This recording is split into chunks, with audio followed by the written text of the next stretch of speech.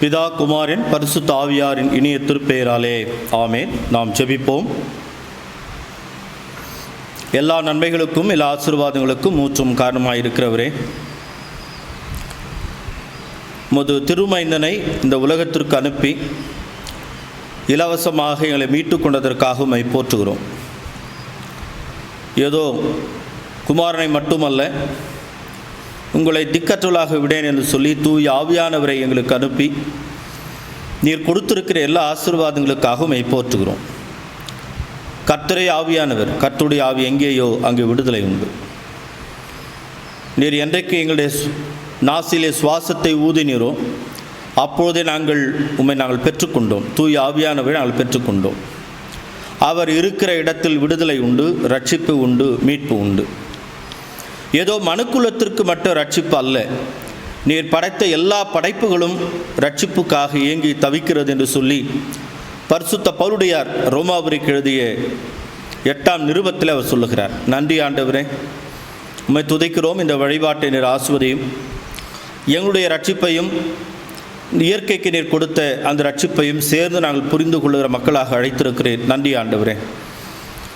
உலகமெங்கும் மரண ஓலங்கள் ஆண்டவரே, இந்த கொள்ளை நோயால் அதன் மத்தியிலும் உடைய பிள்ளைகளாக எங்களை நீர் பெண்மானுக்கு நீர் கொடுக்கிற ஆற்றலை போன்று எங்களுக்கு நீர் கொடுத்திருக்கிறீர். அதற்காக நன்றி. காண்டா மிருகத்துக்கு ஒற்ற ஆற்றலை தருவேன் என்று சொல்லி இஸ்ரேல் மக்களுக்கு நீர் சொன்னீர். இந்த கொள்ளை நோயின் மத்தியிலும் காண்டா மிருகத்திற்கு ஒத்த ஆற்றலை எங்கள் நீர் தந்து கொண்டிருக்கிறீர். நன்றி ஆண்டவரே. உம்முடைய பிள்ளைகளாக நாங்கள் கூடி துதிக்க வந்திருக்கிறோம். குறிப்பாக மாடம்பாக்கம் அழகு தூய யோவான் ஆலயம், தூய பவுல் ஆலயத்திற்கு திருமக்களாக நாங்கள் இங்கே கூடி வந்திருக்கின்றோம். இந்த காணொலி வழியாக உடைய பிள்ளைகளை சந்திக்க கொடுத்த வாய்ப்புக்காக நன்றி செலுத்துகின்றோம். இந்த திருவழிபாட்டை நீர் ஆஸ்வதிப்பீராக. உம்முடைய திரு வார்த்தைக்காக எங்களுடைய செவிகள் எப்போதும் திறந்திருக்கட்டும். நாங்கள் பாடப்போகிற பாடல்கள், கேட்கப் போகிற வார்த்தைக்காக உமக்கு நன்றி படைக்கிறோம். நாங்கள் அமர்ந்திருந்து நீரே கடவுள் என்பதை புரிந்து கொள்ள அருள் தாரும். இயேசு கிறிஸ்துவின் வழியாக வேண்டுகிறோம் தந்தையே, ஆமென்.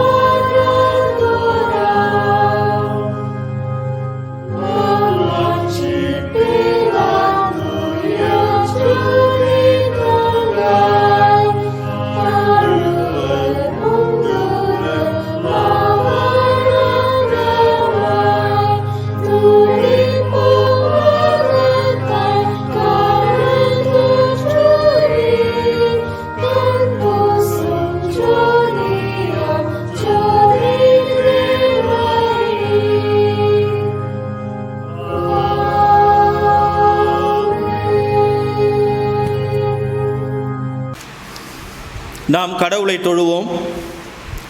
கடவுள் ஆவியாயிருக்கிறார். அவரை தொழுது கொள்கிறவர்கள் ஆவியோடும் உண்மையோடும் அவரை தொழுது கொள்ள வேண்டும். நம்முடைய கடவுளாகிய பிதாவினாலும் இயேசு கிறிஸ்துவினாலும் உங்களுக்கு கிருபையும் சமாதானமும் உண்டாவதாக. இது ஆண்டவர் உண்டு பண்ணின நாள். இதிலே களி கூர்ந்து நாம் எல்லாரும் மகிழ கடவோம். எங்கள் தந்தையாம் கடவுளே, உமது வல்லமையாலும் ஞானத்தாலும் எல்லாவற்றையும் படைத்து உமது மகனை எங்கள் மீட்பராக தரும்படி உலகத்தில் அன்பு கூர்ந்தீரே, உம்மை போற்றுகிறோம். குமாரனாம் கடவுளே, பாவத்தை தவிர்த்து எல்லாவற்றிலும் எங்களைப் போல் மனிதராகி எங்கள் பாவங்களுக்காக ஒப்பு கொடுக்கப்பட்டு எங்கள் நீதிக்காக உயிர் தொழும்பியவரே, உம்மை போற்றுகிறோம். தூயாவியாகிய கடவுளை எல்லா உண்மைக்குள்ளும் எங்களை வழிநடத்தி கடவுளின் அன்பை எங்கள் உள்ளத்தில் பொழிகிறவரே, உம்மை போற்றுகிறோம். பிதா, குமாரன், பரிசுத்த ஆவியாகிய கடவுளே, உமக்கே எக்காலமும் எல்லா புகழும் மகிமையும் உண்டாவதாக. ஆமென். பாவறிக்கை. நமக்குள் பாவம் இல்லை என்று சொல்லுவோமானால் நம்மை நாமே ஏமாற்றிக் கொள்வோம், நமக்குள் உண்மை இல்லை. நமது பாவங்களை அறிக்கையிட்டால் பாவங்களை மன்னித்து எவ்வித அனிதமும் நீங்க நம்மை சுத்திகரிக்கப்படுவதற்கும் அவர் நம்பத்தக்கவரும் நீதியும் உள்ளவர். கடவுள் அரசு அருகில் இருக்கிறது. மனம் திரும்பிய நற்செய்தியில் நம்பிக்கை வையுங்கள். நாம் முழங்காற்படியிட்டு மௌனமாக நம்மை நாமே ஆய்ந்து அறிவோமாக. சர்வ வல்லமை உள்ள கடவுளத்தில் நாம் நமது பாவங்களை மௌனமாக தாழ்மையோடு அறிக்கை செய்வோமாக.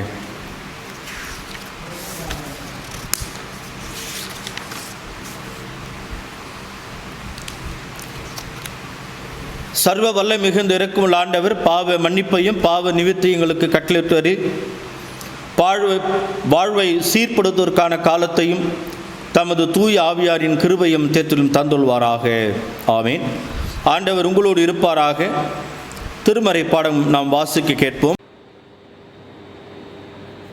வாசிக்க வேண்டிய முதலாம் வேத பாடம் எசேக்கியேல் 36ஆம் அதிகாரம் வசனங்கள் 24 முதல் 36 வரை. எசேக்கியேல் 36ஆம் அதிகாரம் வசனங்கள் 24 முதல் 36 வரை. நான் உங்களை புறஜாதிகளிலிருந்து அழைத்து உங்களை சகல தேசங்களுக்கு சேர்த்து உங்கள் சுயதேசத்திற்கு உங்களை கொண்டு வருவேன். அப்பொழுது நான் உங்கள் மேல் சுத்தமான ஜலம் தெளிப்பேன். நான் உங்களுடைய எல்லா அசுத்தங்களையும் உங்களுடைய எல்லா நரகலான விக்கிரகங்களையும் நீக்கி உங்களை சுத்தமாக்குவேன். நீங்கள் சுத்தமாவீர்கள். உங்களுக்கு நவமான இருதயத்தை கொடுத்து உங்களுக்கு உள்ளத்திலே புதிதான ஆவியை கட்டளையிட்டு கல்லான இருதயத்தை உங்கள் மாம்சத்திலிருந்து எடுத்து போட்டு சதையான இருதயத்தை உங்களுக்கு கொடுப்பேன். உங்கள் உள்ளத்திலே என் ஆவியை வைத்து உங்களை என் கட்டளைகளை நடக்கவும் என் நியாயங்களை கை கொள்ளவும் அவைகளின்படி செய்யவும் பண்ணுவேன். உங்கள் பிதாக்களுக்கு நான் கொடுத்த தேசத்திலே நீங்கள் குடியிருப்பீர்கள். நீங்கள் என் ஜனமாயிருப்பீர்கள்.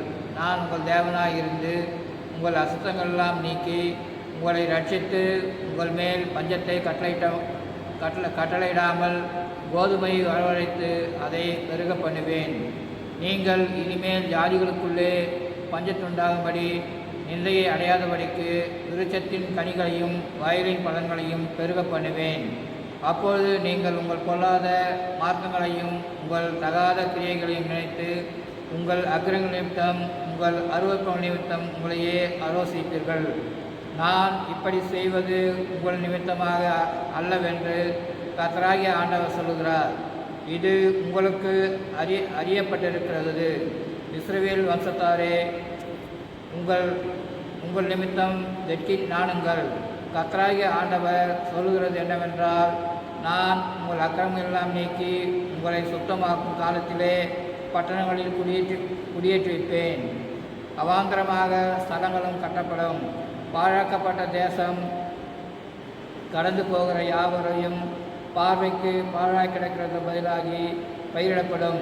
பாழாய் கிடக்கிற இத்தேசம் ஏதேன் தோட்டத்தைப் போல் இருக்கும் என்றும், அவாந்திரமும் பாழும் நிர்மூலமாயிருந்த பட்டணங்கள் அரணிப்புகள் குடியேற்றப்பட்டவர்களாக இருக்கிறது என்றும் சொல்லுவார்கள்.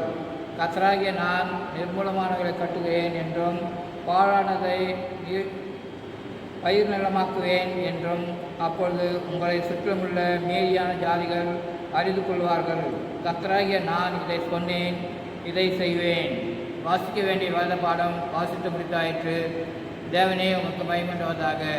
ஆமென். வாசிக்கும்படியாக கொடுக்கப்பட்ட இரண்டாம் வேத பாடம் ரோமர் 8ஆம் அதிகாரம் வசனங்கள் 18 முதல் 25 முடிய. ஆதலால் இக்காலத்து பாடுகள் இனி நம்மிடத்தில் வெளிப்படும் மகிமைக்கு ஒப்பிடத்தக்கவைகள் அல்ல என்று எண்ணுகிறேன். மேலும் தேவனுடைய புத்திரர் வெளிப்படுத்துவதற்கு சிருஷ்டியானது மிகுந்த ஆவலோடு காத்து கொண்டிருக்கிறது. அது என்னவென்றால், சிருஷ்டியானது அழிவுக்குரிய அடிமைத்தனத்தினின்று விடுதலையாக்கப்பட்டு தேவனுடைய பிள்ளைக்குரிய மகிமையான சுயாதீனத்தை பெற்றுக்கொள்ளும் என்கிற நம்பிக்கையோடே அந்த சிருஷ்டியானது சுய இஷ்டத்தினாலே அல்ல, கீழ்ப்படுத்தினவர்களாலேயே மாயைக்கு கீழ்ப்பட்டிருக்கிறது. ஆகையால் நமக்கு தெரிந்திருக்கிறபடி இதுவரைக்கும் சர்வ சிருஷ்டியும் ஏகமாய் தவித்து பிரசவ வேதனைப்படுகிறது. அதுவும் அல்லாமல் ஆவியின் முதல் பலன்களை பெற்ற நாமும் கூட நம்முடைய சரீர மீட்பாகிய புத்திர சுவிகாரம் வருகிறதற்கு காத்திருந்து நமக்குள்ளே தவிக்கிறோம். அந்த நம்பிக்கையினாலே நாம் ரட்சிக்கப்பட்டிருக்கிறோம். காணப்படுகிறதை நம்புகிறது நம்பிக்கை அல்ல. ஒருவன் தான் காண்கிறதை நம்ப வேண்டுவதென்ன? நாம் காணாததை நம்பினோமாகி அது வருகிறதற்கு பொறுமையோடு காத்திருப்போம். ஆமென். வாசிக்கும்படியாக தெரிந்து கொள்ளப்பட்ட சங்கீதம் 29. பலவான்களின் புத்திரரே, கர்த்தருக்கு மகிமையையும் வல்லமையையும் செலுத்துங்கள். கர்த்தருக்கே அதை செலுத்துங்கள். கர்த்தருடைய நாமத்துக்குரிய மகிமையை அவருக்கு செலுத்துங்கள். பரிசுத்த அலங்காரத்துடனே கர்த்தரை தொழுது கொள்ளுங்கள். கர்த்தருடைய சத்தம் தண்ணீர்கள் மேல் தொனிக்கிறது. மகிமையுள்ள தேவன் முழங்குகிறார். கர்த்தர் திரளான தண்ணீர்களின் மேல் இருக்கிறார். கர்த்தருடைய சத்தம் வல்லமை உள்ளது. கர்த்தருடைய சத்தம் மகத்துவம் உள்ளது. கர்த்தருடைய சத்தம் கேதுரு மரங்களை முறிக்கிறது. கர்த்தர் லிபனோனின் கேதுரு மரங்களை முறிக்கிறார். அவைகளை கன்று குட்டிகளைப் போலவும் லிபனோனையும் சீரியோனையும் காண்டாமிருக குட்டிகளைப் போலவும் துள்ள பண்ணுகிறார். கர்த்தருடைய சத்தம் அக்னி ஜுவாலைகளை பிளக்கும். கர்த்தருடைய சத்தம் வனாந்திரத்தை அதிர பண்ணும். கர்த்தர் காதேஸ் வனாந்திரத்தை அதிர பண்ணுகிறார். கர்த்தருடைய சத்தம் பெண் மான்களை ஈனும்படி செய்து காடுகளை வெளியாக்கும். அவருடைய ஆலயத்தில் உள்ள யாவரும் அவருடைய மகிமையை பிரஸ்தாபிக்கிறார்கள். கர்த்தர் ஜலப்பிரவாகத்தின் மேல் உட்கார்ந்திருக்கிறார். கர்த்தர் என்றென்றைக்கும் ராஜாவாக வீற்றிருக்கிறார். அனைவரும் சேர்ந்து வாசிப்போம். கர்த்தர் தமது ஜனத்திற்கு பலன் கொடுப்பார். கர்த்தர் தமது ஜனத்திற்கு சமாதானம் அருளி அவர்களை ஆசீர்வதிப்பார். பிதாவுக்கும் குமாரனுக்கும் பரிசுத்த ஆவிக்கும் மகிமை உண்டாவதாக. நீரும் இப்போதும் எப்போதுமான சதா காலமும் உண்டாவதாக. ஆமென். படிக்கும்படியாக தெரிந்து கொள்ளப்பட்ட சுவிசேஷ வேத பாடம் யோவான் எழுதிய சுவிசேஷம் 20ஆம் அதிகாரம் 19 முதல் 24 வசனங்கள் வரை. வாரத்தின் முதல் நாளாகிய அன்றைய தினம் சாயங்கால வேளையிலே சீஷர்கள் கூடியிருந்த இடத்தில் யூதர்களுக்கு பயந்ததினால் கதவுகள் பூட்டிருக்கையில் இயேசு வந்து நடுவே நின்று, உங்களுக்கு சமாதானம் என்றார். அவர் இப்படி சொல்லி தம்முடைய கைகளையும் விலாவையும் அவர்களுக்கு காண்பித்தார். சீஷர்கள் கர்த்தரை கண்டு சந்தோஷப்பட்டார்கள். இயேசு மறுபடியும் அவர்களை நோக்கி, உங்களுக்கு சமாதானம் உண்டாவதாக. பிதா என்னை அனுப்பினது போல நானும் உங்களை அனுப்புகிறேன் என்று சொல்லி அவர்கள் மேல் ஊதி, பரிசுத்த ஆவியை பெற்றுக்கொள்ளுங்கள். எவர்களுடைய பாவங்கள் மன்னிக்கிறீர்களோ அவைகள் அவர்களுக்கு மன்னிக்கப்படும். எவர்களுடைய பாவங்கள் மன்னியாதிருக்கிறார்களோ அவைகள் அவர்களுக்கு மன்னிக்கப்படாதிருக்கும் என்றார். இயேசு வந்திருந்த போது 12 ஒருவனாகிய திதிமு எண்ணப்பட்ட தோமா என்பவன் அவர்களுடனே கூட இருக்கவில்லை. வாசிக்கும்படியாக தெரிந்து கொள்ளப்பட்ட சுவிசேஷ வேத பாடம் வாசித்தாயிற்று. தேவனுக்கே மகிமை உண்டாவதாக.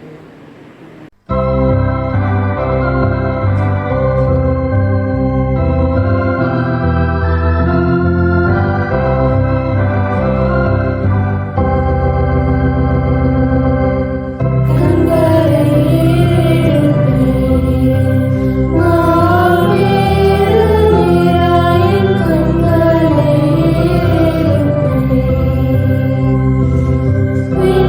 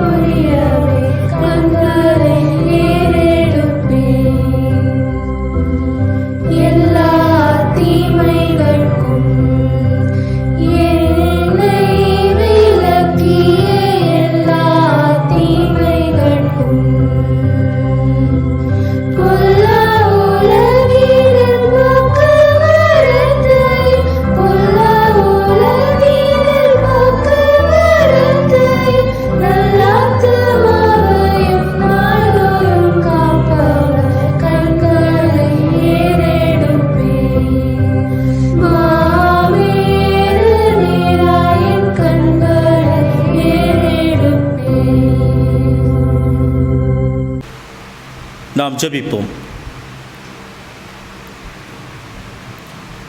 வார்த்தையின் வடிவில் இருக்கிறவரே, உம்முடைய வார்த்தைத்தான் இந்த உலகமெல்லாம் தவழ்ந்து சென்று உருவாக்கியது. உமது குரல் இந்த உலகத்தை உருவாக்கியது. உம்முடைய குரல் காதேஷ் வனாந்திரத்தை அதிர பண்ணுகிறது. லெபனான் மரங்களை முறிக்கின்றது. ஆகவே ஒரு விசை உம்முடைய வார்த்தை எங்களையும் முறிக்கட்டும். எங்களுக்குள் ஊறி கிடக்கின்ற பழமைகளெல்லாம் வெளியேறி கிறிஸ்துக்குள் புதியவைகள் நான் தரித்துக்கொள்ள அருள் தாரும். உம்முடைய வார்த்தைக்காக என்னுடைய இதயம் வழி அருகில் இருக்கிற இதயமாக அல்ல, முட்களுக்குள்ளே இருக்கிற இதயமாக அல்ல, கற்பாறைக்குள் விழுகிற இதயமாக அல்ல, நல்ல இதயங்களாக உமக்கு கொடுக்கிறோம். உம்முடைய வார்த்தைகள் அதில் விழட்டும். நாங்கள் 30, 60, 100 பலன் தர அருள் தார். எங்கள் அருள்நாதர் இயேசு கிறிஸ்துவின் வழியாக வேண்டுகிறோம் தந்தையே, ஆமென். அருமையான தூய பவுல் ஆலய இறைமக்களே, தூய யோவான் ஆலய திருமக்களே, உங்களை யாரும் வாழ்த்துகின்றேன். இந்த நாளுக்குரிய தோத்திரத்தையும் வணக்கத்தை நான் உங்களுக்கு தெரிவித்துக் கொள்கிறேன். தந்தை, மைந்தன், தூய ஆவியார் உங்களை ஆஸ்வதிப்பாராக. இந்த நாளை நமக்காக கொடுக்கப்பட்டிருக்கின்ற தலைப்பு விடுதலைக்கு இயங்கும் படைப்பு. கிரியேஷன் குரான் ஃபார் லிபரேஷன் என்கின்ற அந்த தலைப்பின் கீழாக 4 திருமறை பகுதி நமக்கு கொடுக்கப்பட்டு இருக்கிறது. ஒன்று எசேக்கியேல் 36, 24 முதல் 36. கடித பாடமாக ரோமாபுரி எழுதிய நிருபம் 8ஆம் அதிகாரம் வசனங்கள் 18 முதல் 25. திருப்பாடல்கள் சங்கீதம் 29. நற்செய்தி பாடமாக யோவான் எழுதின நற்செய்தி நூல் அத்தியாயம் 20, கல்லுடைய வசனங்கள் 19 முடிய 23 முடிய. அன்புக்குரியவர்களே, நாம் திருமறையிலே நாம் ஒரு சில வசனங்களைத்தான் படைப்பு சார்பாக நாம் புரிந்து கொள்ள அழைக்கப்படுகிறோம். குறிப்பாக ரோமர் 8, 18 25 வரை உள்ள பகுதியை வாசிப்போம் என்று சொன்னால், இங்கே மனுக்குலம் மட்டும் விடுதலைக்காக ரட்சிப்புக்காக இயங்கவில்லை, படைப்பும் ரட்சிப்புக்காக அது இயங்குகிறது என்று சொல்லி ஆக்கியோன் மிக அழகாக இங்கு சொல்லுவார். குறிப்பாக இந்த பகுதி நாம் படித்தோம் என்று சொன்னால், இயேசு கிறிஸ்துவோடு இணைந்திருப்போருக்கு வாழ்வு தரும் ஆவியாரின் சட்டம் பாவும் சாவு என்பவற்றுக்கு உள்ளாக்கும் சட்டத்திலிருந்து என்னை விடுவிக்கட்டும் என்று அவர் சொல்லுவார். ஆனால் மனிதர்களுக்கு மட்டும் ரட்சிப்பு மட்டுமல்ல, இங்கே இயற்கைக்கும் ரட்சிப்பை இங்கே கூவி சொல்லுவதை நாம் இங்கே பார்க்கலாம். குறிப்பாக படைப்பும் விடுதலைக்காக இயங்குவதை நான் பார்க்கிறேன் என்று பவுலடியார் சொல்லுகிறார். ஆகவே அன்புக்குரியவர்களே, ரட்சிப்பு என்பது ஏதோ மனுக்குலத்திற்கு மட்டுமல்ல, இது முழு இயற்கைக்கும் உரியதாக சங்கீதக்காரன் சொல்லுகிறார். 24 முதலாம் வசனத்தை நாம் படிப்போம் என்று சொன்னால், பூமியும் அது நிறைவும் அதில் உள்ள குடிகளும் உயிரிழெல்லாம் முக்கு சொந்தமானவர்கள் என்று அங்கு சொல்லுவதை நாம் இங்கே பார்க்கலாம். அன்புக்குரியவர்கள், அதே போன்று திருப்பாடல்கள் சங்கீதம் 29 முழுவதுமாக படித்தோம் என்று சொன்னால், ஆண்டவருடைய குரல் எங்கெல்லாம் தொனிக்கிறது என்பதை சங்கீதக்காரர்கள் அழகாக சொல்லுவார். குறிப்பாக சங்கீதம் 1 ஆதியாகமம் 1:3 வசனத்தை நாம் படிப்போம் என்று சொன்னால், கடவுள் சொல்லுகிறார், லெட் தேர் பி லைட், ஒளி உண்டாக கடவுள் என்று சொல்லுகிறார், ஒளி உண்டாகிறது. 2ஆம் வசனத்திலே பார்த்தோம் என்று சொன்னால், வானம் உருவமற்று வெறுமையாக இருக்கிறது பூமி என்று சொல்லி. ஆதியாக 1:6 வசனத்திலிருந்து 8ஆம் வசனம் படித்தோம் என்று சொன்னால், இந்த நீர் பூமியையும் வானத்தையும் மூடி இருக்கின்றது. ஆகவே கடவுள் என்ன சொல்லுகிறார், தண்ணீரை ஒன்று சேர்ந்து அதை அனுப்புகின்றார். வானம் தெரிகிறது, பூமியில் இருக்கிற தண்ணீர் எல்லாம் ஒன்று சேர்க்கின்றார், அது சமுத்திரமாக மாறுகிறது. ஆகவே பூமியும் வானமும் குழப்பத்தில் இருக்கிறது. அதைத்தான் அழகாக சொல்லுவார், அவர் பூமியை உலகத்தை படைக்கிற போது அது ஒழுங்கின்மையும் வெறுமையாக இருந்தது, எம்ப்டி அண்ட் ஃபார்ம்லெஸ். அதற்கு பெயர் எபிரேயத்தில் கேயாஸ் என்ற சொல். ஆகவே ஒரு குழப்பமாக இருளுக்குள் இந்த உலகம் இருந்தது. ஆகவே தான் இருள் ஆழத்தின் மேல் இருந்தது என்று சொல்லி அதற்கு எதிராக இருமை கோட்பாடு என்று சொல்லுவார்கள், டுவலிசம், வெளிச்சத்தை படைக்கின்றார். 27ஆம் வசனத்தை நாம் படிப்போம் என்று சொல், கடவுள் ஆணும் பெண்ணையும் படைக்கிறார், தன் பண்பின் அடிப்படையில் படைக்கின்றார். யாத்திராக 34:7 நாம் படித்தோம் என்று சொன்னால், ஆண்டவருக்குள் என்ன எல்லாம் இருந்ததோ அதையெல்லாம் மனிதனுக்குள் அவர் வைக்கின்றார். 28ஆம் வசனத்தில் he blessed them, கடவுள் அவைகளை ஆசீர்வதித்தார், பலுக பெருகும்படி அவர் அதிகாரம் கொடுத்தார். அதாவது நிரப்பு, ராப்ளெனிஷ் என்கிற ஆங்கில பதமும் எபிரேயத்திலே மௌலே என்ற சொல், அதற்கு என்ன பெயர்? டு ஃபில், டு கான்செக்ரேட்டட், நிரப்புங்கள் அல்லது திருநிலைப்படுத்துங்கள் என்று அங்கே பொருள்படுவதாக இருக்கிறது. ஆகவே மனுக்குலத்தை இயற்கையின் மீது அவர் வைத்த இரண்டாம் விஷயம் என்று சொன்னால் கௌபாஷ் எபிரேய சொல், உட்படுத்துங்கள். அதை நாம் புரிந்து கொள்ள வேண்டும் என்று சொன்னால், அந்த கௌபாஷ் என்ற சொல் ஆங்கிலத்திலே சுப்டே என்ற சொல், அதற்கு டு பிரிங் இன்டு பாண்டேஜ், அடிமைத்தனத்திலிருந்து விடுதலை செய். எப்போதெல்லாம் உயிர்கள், எப்போதெல்லாம் இயற்கையும் மனிதனும் அடிமைத்தனமாக இருக்கிற போது அந்த அடிமைத்தனத்தின் விடுவிக்க வேண்டும் என்று சொல்லி இவர் இங்கே அந்த அதிகாரத்தை இங்கே கொடுக்கின்றார். மூன்றாவதாக அங்கே சொல்லுகிற இன்னொரு சொல், நீங்கள் மச்சங்களை ஆள்வீர்கள். அதற்கு கொடுத்திருக்கிற எபிரேய சொல் ரவுடா என்ற சொல்லிருந்து தான் ரேடார் வந்தது. ரேடார் என்று சொன்னால் திசை காட்டும் கருவி. நீ ஆள அல்ல, கடவுள் படைத்த படைப்புகளுக்கு நீ வழிகாட்டியாக இருக்க வேண்டும். நாம் உதாரணமாக வண்டலூர் ஜூக்கு நாம் செல்லுகிறோம். நாம் அந்த சிங்கத்தை பார்ப்பதற்காக அது இன்னொரு பேட்டரியால் இயக்கப்படுகிற ஒரு இயந்திரத்தின் வழியாகத்தான் போய் பார்க்கிறோம், நம்மை பாதுகாத்து கொண்டு. ஆக திருமறையிலே ஆளுங்கள் என்று சொல்லுவது வழிகாட்டியாக இருப்பது அந்த ரவுடா என்கின்ற சொல். ஆகவே அன்புக்குரியவர்களே, கடவுள் மனுக்குலத்திற்கு மேல் மட்டுமல்ல, இயற்கைக்கும் அவர் அதிகாரியாக இருக்கின்றார். கடவுள் மனுக்குலத்திற்கு மட்டும் மீட்பளிக்காமல், விடுதலை அளிக்காமல், இயற்கைக்கும் அவர் அங்கே மீட்பளிப்பதை அங்கே பார்க்கலாம். அன்புக்குரியவர்களே, மீண்டுமாக ஆதியாகமம் 2:15 நாம் படித்தோம் என்று சொன்னால், கடவுள் மனிதனை ஏதேன் தோட்டத்தில் கொண்டு வந்து அதை பண்படுத்தவும் பாதுகாக்கவும் வைத்தார். இரண்டு சொல் அங்கே பயன்படுத்தப்படுகிறது, டு ட்ரெஸ் இட், பண்படுத்த, பாதுகாக்க, to keep it. To dress it என்ற ஆங்கில சொல் அவுபோர்ட் என்ற சொல். அவுபோர்ட் என்ற சொல்லிற்கு டு சர்வ் என்கின்ற சொல் தான் அங்கே பயன்படுத்தப்படுகிறது. கடவுள் நம்மை ஏதேன் தோட்டத்திற்குள் கொண்டு வந்து அதை பண்படுத்த நம்மை அழைக்கின்றார். அதை பண்படுத்த என்று சொன்னால் ஊழியம் செய்ய நம்ம அழைக்கின்றார்.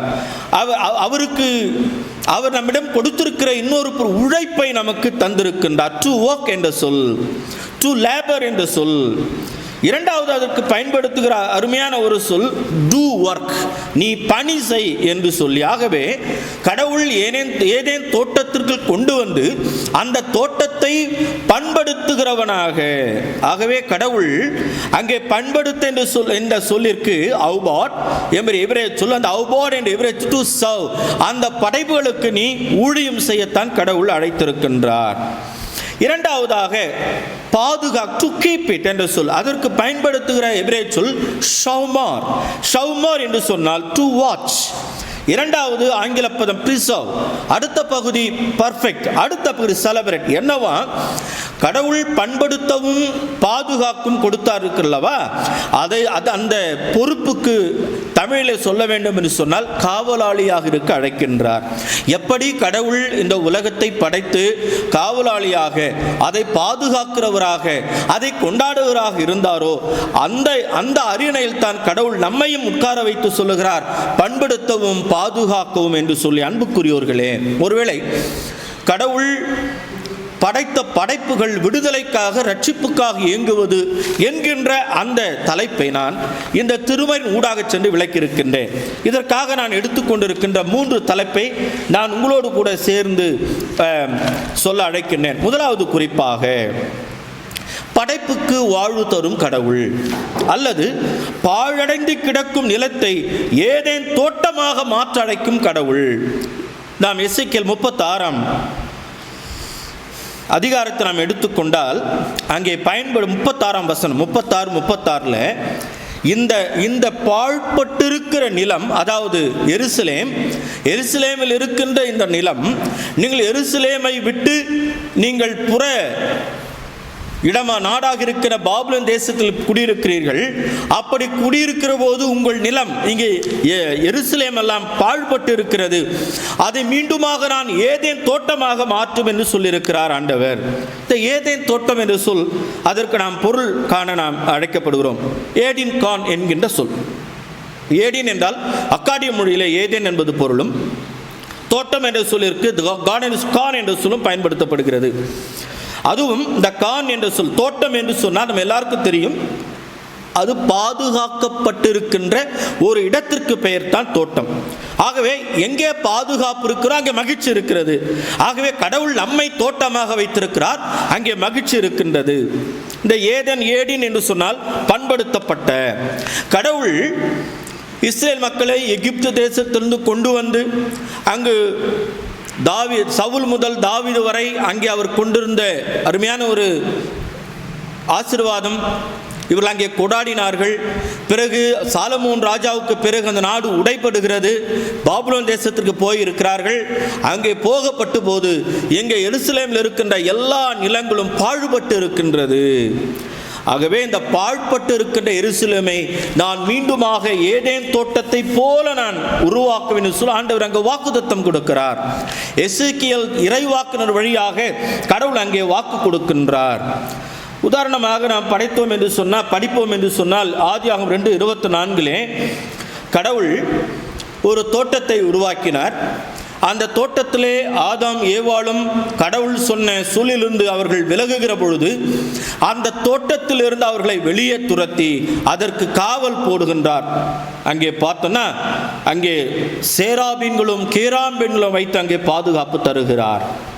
ஆகவே கடவுள் அந்த அவரால் படைக்கப்பட்ட அந்த தோட்டத்திற்கு மனுக்குலத்தால் பாதுகாப்பு கொடுக்கப்படவில்லை என்ற அதே மாத்திரத்திலே அவளை வெளியே துரத்தி அந்த தோட்டத்திற்கு அவரே காவலாளியாக அங்கே கேராபீன்களையும் சேராபீன்களையும் வைக்கின்றார். வெளிப்படுத்தல் 2:7 படிப்போம் என்று சொன்னால் எபேசு 7 திருச்சபைகளுக்கு 7 ஆசீர்வாதத்தை கட்டளிடுகிறார். முதல் ஆசீர்வாதம், ஏதேன் தோட்டத்தில் இருக்கிற அந்த கனியை உண்ண கொடுப்பேன் என்று சொல்லுவதை இங்கே பார்க்கலாம். அன்புக்குரியவர்களே, எசேக்கியேல் இறைவாக்கினர் ஒரு புதிய தோட்டமாக எருசலேமை காண்கிறார். கடவுள் அந்த தோட்டத்தை எப்படி உருவாக்குவார்? முதலாவது, அவர் தூய தண்ணீரை உங்கள் மேல் தெளித்து தூய்மையாக்குவார். 25ஆம் வசனத்தில் நாம் படித்தோம் என்று சொன்னால், நான் தூய நீரை உங்கள் மேல் தெளிப்பேன், அப்பொழுது நீங்கள் எல்லா அழுக்கிலிருந்து விடுதலையாவீர்கள். என்ன அழுக்கு? அங்கே சிலையை வணங்கினார்கள், சிலைக்கு படைக்கப்பட்ட உணவை அங்கே உண்டார்கள். அதிலிருந்து அவரை விடுவித்து புதிய ஆவி உங்களுக்குள் நான் புகுத்துவேன், புதிய இதயத்தை நான் உங்களுக்கு தருவேன், சதையான இதயத்தை நான் உங்களுக்கு பொருத்துவேன். அதுவும் என் கட்டளைகளை நீங்கள் கடைபிடித்தால் நீங்கள் வாழ்வீர்கள், நான் உங்களுக்கு கடவுளாக இருப்பேன், நீங்கள் என் மக்களாக இருப்பீர்கள் என்பதை ஆண்டவர் ஒரு புது உறவை கொண்டாடுகிற ஒரு இடமாக ஏதேன் தோட்டத்தை அங்கே வைக்கின்றார். அன்புக்குரியவர்களே, 36, 34 வசனத்திலே பாழான நிலம் அங்கே பயிரிடப்பட்டு செழித்தோங்கும் என்று அங்கே சொல்லுகிறார். ஆகவே கடவுள் மனுக்குலத்தை மட்டும் பரிசுத்தமாக மாற்றுவேன் என்பது அல்ல, அவரால் படைக்கப்பட்ட ஏதேன் தோட்டம் பாழிடமாக மாற்றப்படுகிற போது மீண்டுமாக ஏதேன் தோட்டமாக, எங்கே அந்த மரம் கீழே விழுந்ததோ மீண்டுமாக கல்வாரி தோட்டத்தில் ஒரு புதிய மரத்தில் அவர் தொங்கி ஒரு புது வாழ்வை கொடுத்திருக்கிறார். அன்புக்குரியவர்களே, இந்த வாரம் கடவுள் நமக்கு கொடுத்திருக்கிற ஒரு பெரிய அறைகூவல் என்ன தெரியுமா? ஏதோ நமக்கு மட்டும் ரட்சிப்பல்ல, நாம் மட்டும் ரட்சிப்புக்காக இயங்குவதல்ல, அவரால் படைக்கப்பட்ட எல்லா படைப்புகளும் ரட்சிப்பை நோக்கி, விடுதலை நோக்கி இருக்கின்றது. அதைத்தான் ரோமர் 8ஆம் அதிகாரத்திலே நாம் முழுவதுமாக படித்தோம் என்று சொன்னால், ஏதோ படைப்பு முழுவதும் மகப்பேறு பெண் எப்படி கர்ப்ப வேதனை படுகிறதோ அப்படி ரட்சிப்புக்காக இயங்குகிறது என்று சொல்லுவார். அன்புக்குரியவர்களே, கடவுள் தன் படைத்த படைப்புகளுக்கு வாழ்வளிக்கின்றார், அல்லது பாழடைந்திருக்கிற அந்த தோட்டத்திற்கு ஒரு புதிய தோட்டத்தை உருவாக்குகிறார். நாமும் கூட இந்த கொள்ளை நோயிலே பயந்து போய் வெட்டுக்கிளியின் மத்தியிலே குறிப்பாக இயற்கை பேரிடர்கள் மத்தியிலே பேய் மழை, பூமி அதிர்ச்சிகள் இந்த நாட்டை பாழடித்து கொண்டே இருக்கிறது. அந்த நிலமெல்லாம் பாழடைந்து கொண்டே இருக்கிறது. கடவுள் மீண்டுமாக அந்த நிலத்தை புதிய ஏதேன் தோட்டமாக அவர் உருவாக்க அவர் சித்தமாக இருக்கிறார். நாமும் பாழடைந்து போயிருக்கிறோம். நம்மையும் கடவுள் புதிய தோட்டமாக உருவாக்க காத்திருக்கிறார். ஆகவே நம்முடைய ரட்சிப்புக்காக மட்டுமல்ல, கடவுள் நமக்கு படைத்து கொடுத்த இயற்கையும் ரட்சிப்புக்காக இயங்குகிறது. மனிதனால் அது அடிமைப்படுத்தப்பட்டு இருக்கிறது, மனிதனால் அது அழிக்கப்பட்டு கொண்டே இருக்கிறது. ஆகவே இந்த உலகத்தில் ஏற்பட்டிருக்கிற வெப்பமயமாதல், இங்கே ஓசோன் படலத்தில் ஏற்பட்டிருக்கிற ஒரு பெரிய ஓட்டை இந்த கொரோனா நேரத்தில் தான் அவைகள் ஓசோன் படலம் தன்னை சரி செய்து கொண்டதாக ஆய்வாளர்கள் சொல்லுகிறார்கள். அன்புக்குரியவர்களே, நாமும் இயற்கையோடு சேர்ந்து ரட்சிப்பை நோக்கி நாம் நகர்வோம். கடவுள் அப்படிப்பட்ட ஆசீர்வாதத்தை இந்த வாரத்திலே தருவார். இரண்டாவதாக, இயற்கையின் மேல் தொனிக்கும் கடவுளுடைய குரல் ஏதோ நம்மேல் மட்டும் தொனிக்கிற குரலாக அல்ல. ஏதோ கடவுளுடைய குரல் நம்மையும் நியாய தீர்ப்புக்கு அழைக்கிறது என்று மட்டுமல்ல, இயற்கையும் கடவுளுடைய குரல் அழைக்கின்றது. சங்கீதம் 29:1-11 வசனங்கள் முடிய 3ஆம் வசனத்தில் நான் உங்களுக்கு விளக்க ஆரம்பிக்கின்றேன். ஆண்டவரின் குரல் காடுகளின் மேல் ஒலிக்கின்றது, லெபனான் தோட்டத்தை அது முறிக்கின்றது. 3ஆம் வசனம் சொல்லுவார், ஆண்டவரின் குரல் கடல் மேல் தொனிக்கின்றது. Voice of the Lord is over the waters. மிக அழகாக சொல்லுவார். அவர் ஏற்கனவே ஆதியாகம் 1:2 வசனத்திலே அவர் நீர் திரளின் மேல் அமர்ந்து கொண்டிருந்தவர். ஆகவே கடவுளுடைய குரல் ஏதோ நம்மை அழைக்கிறது என்று மட்டுமல்ல, கடவுளின் குரல் நம்மை அற்புதத்துக்காக அழைக்கிறது மட்டுமல்ல, கடவுளின் குரல் இயற்கையும் அழைக்கின்றது. கடவுளின் குரல் கடவுள் கொடுக்கின்ற அந்த ரட்சிப்புக்காக அந்த குரல் அவைகளையும் அழைக்கின்றது. ஆகவே தான் 3ஆம் வசனம் சொல்லுகிறது, ஆண்டவரின் குரல் கடல் மேல் ஒலிக்கின்றது. அடுத்தது நாம் பார்த்தோம் என்று 5ஆம் வசனத்திலே, ஆண்டவரின் குரல் கேதுரு மரங்களை முறிக்கின்றது. ஏதோ நம்மை மட்டும் முறிப்பதாக அல்ல, நம்மை மட்டும் நியாய தீர்ப்புக்கு அழைக்கின்ற குரலாக மட்டுமல்ல, நம்மையும் மனம் திரும்ப அழைக்கிறது என்கின்ற நிலையில் அல்ல. ஆண்டவரின் குரல் கேதுரு மரங்களையும் முறிக்கின்றது. Voice of the Lord breaks the cedars என்று சொல்லுவார். 6ஆம் வசனத்தை நாம் பார்த்தோம் என்று சொன்னால், லெபனான் மலையை கன்று குட்டி என துள்ளச் செய்கிறது. கடவுளின் குரல், இந்த லெபனான் மலை எவ்வளவு பெரியதாக இருந்தாலும் சரி, அவருடைய குரல் அங்கே பட்டால் போதும், அது கன்று குட்டை போல் அது துள்ளி குதிக்கின்றதாம். 7ஆம் வசனம், ஆண்டவரின் குரல் மின்னலை தெரிக்கின்றது என்று சொல்லுவார். The voice of the Lord flashes for the flashes of fire. எப்படி மின்னல் மினுமினுத்து ஒரு நெருப்பை உண்டாக்குகிறதோ, அதே போல ஆண்டவரின் குரலும் அவைகளை தெறிக்கச் செய்கின்றன என்று சங்கீதக்காரன் அழைக்கின்றார். அன்புக்குரியவர்களே, 8ஆம் வசனத்திலே கடவுளின் குரல் பாலைவனத்தை அதிர பண்ணுகிறது. ஒருவேளை நம்மை அதிர பண்ணுகிறதோ இல்லையோ, நாம் கடவுளிடம் நம்மை ஒப்படைத்தால் மட்டுமே நமக்கு அது புரியும். ஆனால் இயற்கை சங்கீதக்காரன் சொல்லுகிறார், ஆண்டவரின் குரல் இங்கே பாலைவனத்தை, காதேஷ் வனாந்திரத்தை அதிர பண்ணுகிறது சொல்லுவார். The voice of the Lord shakes the wilderness of Kadesh என்று சொல்லுகிறார். அன்புக்குரியவர்களே, 9ஆம் வசனத்தை நாம் பார்த்தோம் என்று சொன்னால், கடவுளின் குரல், ஆண்டவரின் குரல் கருவாலி மரத்தை முறிக்கின்றது. அன்புக்குரியவர்களே, ஒருவேளை கடவுளுடைய குரல் நம்மை மட்டும் அழைக்கவில்லை, கடவுளின் குரல் இயற்கையெல்லாம் அது அழைக்கின்றது. எதற்காக என்று சொன்னால், இயற்கையோடு சேர்ந்து அவர் சொல்லுகிறார், மக்களுக்கு 3 ஆசீர்வாதத்தை இங்கே வைத்திருக்கிறார். 11ஆம் வசனத்திலே, ஆண்டவர் தம் மக்களுக்கு ஆற்றல் அளிப்பாராக. எப்படி இயற்கைக்கு கடவுள் ஆற்றல் அளித்திருக்கின்றாரோ, அதே போல கடவுள் தம் மக்களுக்கும், தன்னை தேடி வருகிற மக்களுக்கும், வருத்தப்பட்டு பாரம் சுமக்கிறவர்களே நீங்கள் எல்லாரும் எனக்கு வாருங்கள் அழைத்த ஆண்டவர், நான் நீதிமான்களை அல்ல பாவிலை ரட்சிக்க வந்து சொல்லியிருக்கிற ஆண்டவர், நான் இழந்து போனதை தேடும் ரட்சிக்குமே மனிதக்கு உலகத்தில் வந்த என்ற வார்த்தையை இங்கே மிக அழகாக சொல்லுகிறார். அப்படிப்பட்ட மக்களுக்கு நான் ஆற்றல் அளிக்கின்றேன். May the Lord give strength to his people. இரண்டாவதாக சொல்லுகிறார், ஆண்டவர் தம் மக்களுக்கு சமாதானம் அருள்வாராக. ஒருவேளை நாம் எவ்வளவோ நேரங்களில் சமாதானத்தை இழந்து நாம் தவிக்கின்றோம். நம்முடைய சோதனைகளே, வேதனைகளிலே, நோயிலே நாம் சிக்கி தவிக்கிற போதெல்லாம், அச்சத்தில் இருக்கிற போதெல்லாம் கடவுள் நமக்கு சமாதானத்தை கூவி அழைக்கின்றார். எப்படி சீடர்கள் மேல் விட்டு அறையிலே போய் தாழ்பாட்டு கொண்டு பயந்து கொண்டு நடுங்கி கொண்டிருந்தார்களோ, அவர்களிடையே ஆண்டவர் போய் இங்கே படிக்க கேட்ட அருமையான ஒரு பகுதி யோவான் 20:19-23 வரை அவளுக்கு இடையிலே போய் நின்று சொல்லுகிறார், உங்களுக்கு சமாதானம் உண்டதாக. May the Lord bless his people. கடவுள் தம் மக்களை ஆசீர்வதிக்கிறார் என்று இங்கு சங்கீதக்காரன் அழைக்கிறார். ஏதோ கடவுளின் குரல் நம்மை மட்டும் அழைப்பதாக அல்ல, கடவுளின் குரல் நம்முடைய ரட்சிப்புக்காக அழைப்பது மட்டுமல்ல, இந்த இயற்கையின் ரட்சிப்புக்கும் அவருடைய குரல் அழைப்பதாக சங்கீதக்காரன் அழகாக சொல்லும். மூன்றாவதாக, ஆண்டவர் தம் மக்களுக்கு ஆசி வழங்குவாராக. May the Lord gives bless to his people. அன்புக்குரியவர்களே, கடவுள் தம் மக்களுக்கு ஆற்றல் மட்டுமல்ல, சமாதானம் மட்டுமல்ல, அவர் ஆசீர்வாதம் கொடுக்கிறவராக இருக்கின்றார். அன்புக்குரியவர்களே, கடவுள் சங்கீதக்காரன் இங்கு சொல்லுகிறது போல, கடவுளை பற்றி சங்கீதக்காரன் சொல்வது போல, கடவுளுடைய குரல் இயற்கையை அழைக்கின்றது, அதை அதிர பண்ணுகிறது என்று சொல்லி அழைக்கின்றார் அல்லவா? அந்த அழைப்பு இயற்கையோடு சேர்ந்து ஆண்டவர் ஆசீர்வாதத்தை நமக்கு கட்டளையிடுகிறார். மூன்றாவதாக நாம் பார்த்தோம் என்று சொன்னால், இங்கே படைப்புக்கும் ரட்சிப்பை கொடுக்கும் கடவுள். ரோமர் 8:18-28 வரை உள்ள பகுதி நாம் படிக்க கேட்கலாம். 9ஆம் வசனத்தில் நான் படிக்கின்றேன்.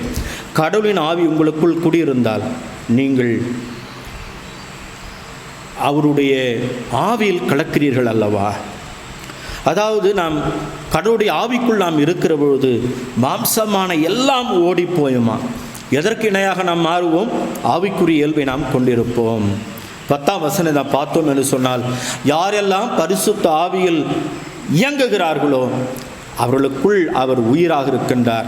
ஆதியாகமம் 2:7 அவர் நாசியிலே சுவாசத்தை ஊத அவன் உயிருள்ளனாக அவன் மாறுகின்றான். 11ஆம் வசனத்தை நாம் படித்தோம் என்று சொன்னால், தம் ஆவியினாலே சாவுக்குரிய உங்கள் உடல்கள் எல்லாம் உயிர் பெற செய்கின்றார். 14ஆம் வசனத்திலே பரிசுத்த ஆவியின் துணையால் உடலில் இருக்கிற தீச்செயல்களை நாம் அகற்றி நாம் ஆண்டுடைய வாழ்வை நாம் பெற்றுக்கொள்வோம். 14ஆம் வசனம் மிக அழகாக சொல்லுகிறது, கடவுளின் ஆவியால் இயக்கப்படுகிறவர்களே கடவுளுடைய மக்களாக இருப்பார்கள். அதே அதிகாரம் 15ஆம் வசனம் சொல்லுவார், நாம் பயம் கொள்ளுகிற ஆவியை பெறாமல் அப்பா பிதாவே என்று அழைக்கின்ற ஒரு புத்திர சுவிகாரத்தை நாம் பெற்றிருக்கின்றோம். அன்புக்குரியவர்களே, கடவுள் இந்த வார்த்தை நமக்கு கொடுக்கின்ற ஒரு பெரிய அறைகூவல். ஏதோ மனுக்குல மட்டும் ரட்சிப்புக்காக இயங்குகிற நிலையில் அல்ல, இந்த இயற்கையும் ரட்சிப்புக்காக இயங்குகிறது என்று அங்கே சொல்லுவார். மீண்டுமாக நான் ஞாபகப்படுத்த விரும்புகிறேன்.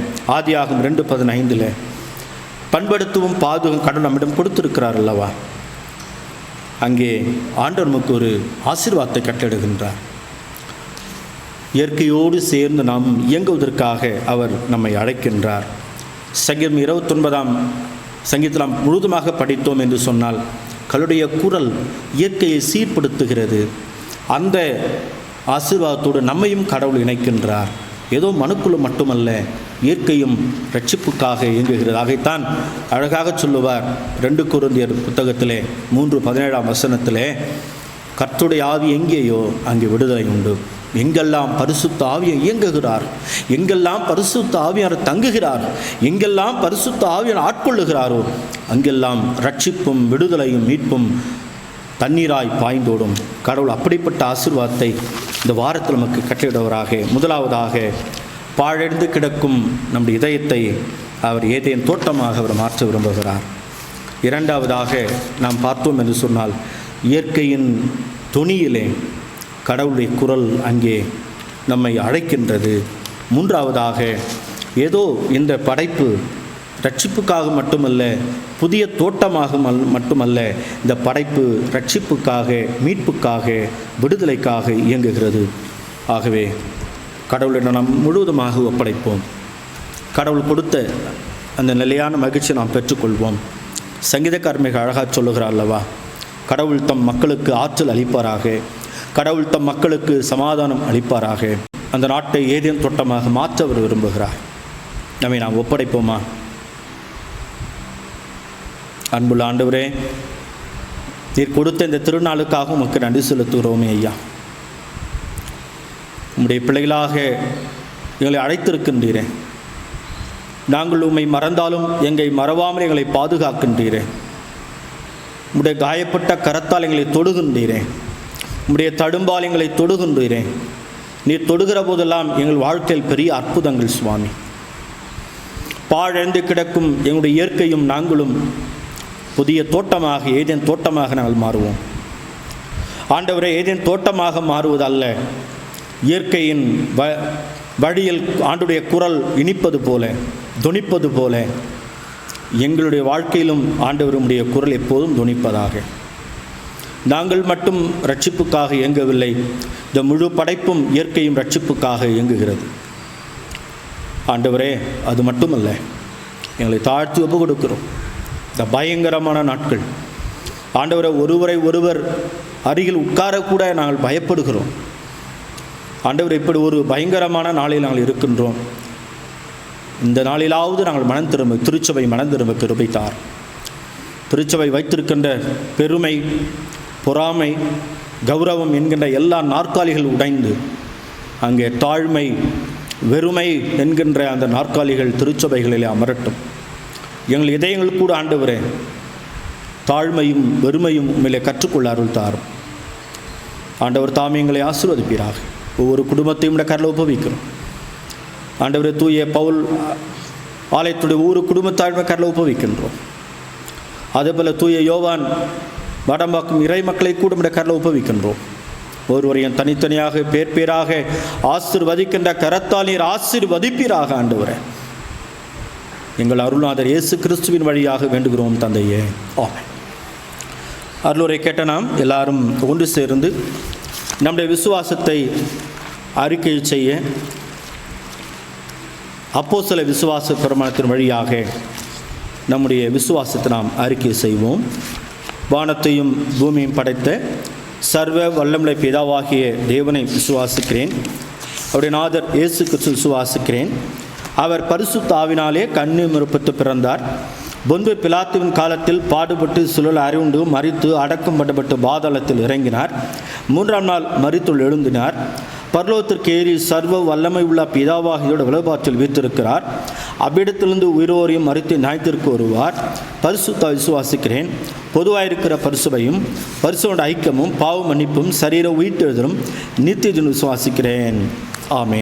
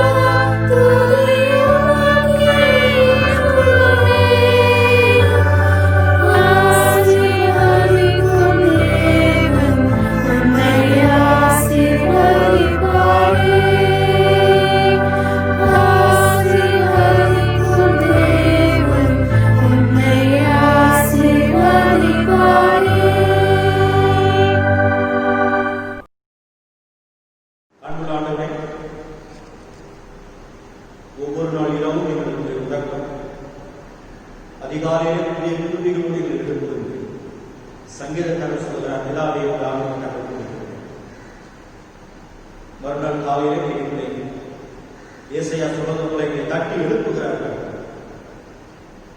இதுக்கு காரணம் ஆண்டவரே, இந்த வாரத்திலே நம்முடைய பிறந்த நாளை கொண்டாடுகிறோம் என்பது, திருமண நாளை கொண்டாடுகிறோம் என்பது.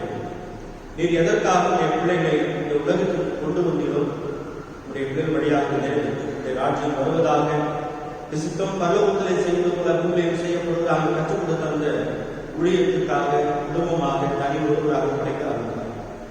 நீர் நினைத்திருக்கிறேன் என்று ஆசீர்வாதம் தந்திருக்கிறேன். உன் கோட்டைகளை சுடுவாடும், உன் அரண்மனைகளை சமாதானம் அடைப்பது. இப்படிப்பட்ட திருநாளினுடைய பிள்ளைகள் தம் வாழ்நாள் கூட கண்டார்கள். இயேசு கிறிஸ்துவின் வழியாக வேண்டுகிறோம் தந்தையே. மீண்டுமாக நாம் ஜெபிப்போம். சமாதானத்திற்காக நாம் வேண்டிக் கொள்வோம். அவர் சமாதானத்திற்கு ஊற்றும் காரணமாக இருக்கிறவரே, கடவுளை உம்மை அறிவதே நித்திய வாழ்வு, உம்மை செவிப்பதே உண்மையான விடுதலை. இறைவரீரை தஞ்சமாக கொண்டிருக்கும் அடையராகி நாங்கள் எங்கள் பகலிடமிருந்து வல்லமைக்கும் பயப்படாதிருக்கும்படியாக எங்கள் சத்துருக்கள் செய்கிற எல்லா வேலைகளின்று எங்கள் ஆண்ட இயேசு கிறிஸ்து வல்லமையினால் எங்களை காப்பாற்றருளும். ஆமேன். எல்லாம் வல்ல ஆண்டவரே, நித்திய தந்தையே, முது பிரபலனுடைய நாங்கள் உம்முடைய வழிகளிலும் உம்முடைய கற்பனைகளிலும் நாங்கள் இணைந்து எங்கள் உடலையும் வாழ்க்கையும் வழிநடத்தி தூய்மைப்படுத்தி ஆளுகை செய்யும். இவ்வாறாக இங்கும் எப்பொழுதும் எங்கள் உடலும் உள்ளமும் முது வல்லமையால் பாதுகாக்கப்படச் செய்யும். எங்கள் ஆண்டவரும் இரட்சகருமாக இயேசு கிறிஸ்து மூலமாய் வேண்டிக் கொள்கிறோம்.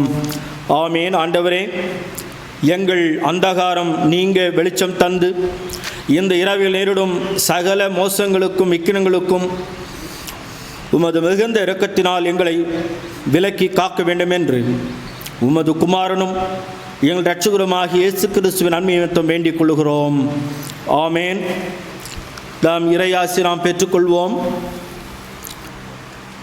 கடவுளுடைய இரக்கத்துக்கும் பராமரிப்புக்கும் அலையில் ஒப்புவிக்கின்றோம். பிதா, குமாரன், பரிசுத்த ஆவியாகிய சர்வ வல்லமை பொருளுடைய ஆசீர்வாதம் உங்களோடு என்றும் நிலைத்திருப்பதாக. ஆமேன்.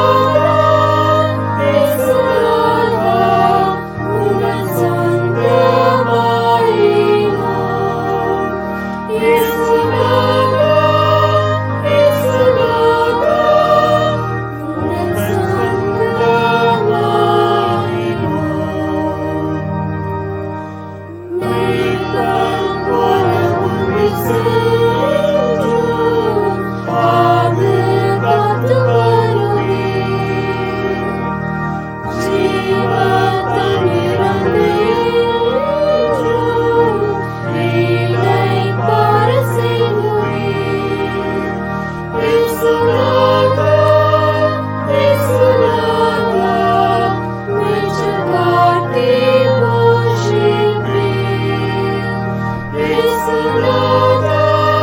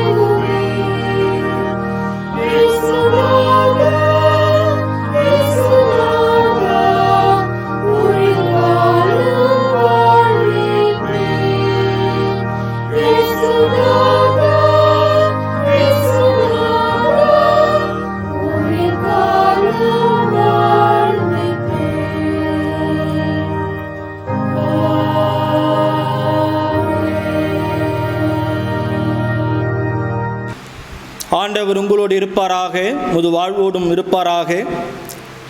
சமாதானத்தோடே நாம் வீட்டில் தனித்திருந்து விழித்திருந்து ஜெபிப்போம். கர்த்தருடைய நாமத்தினாலே ஆமென்.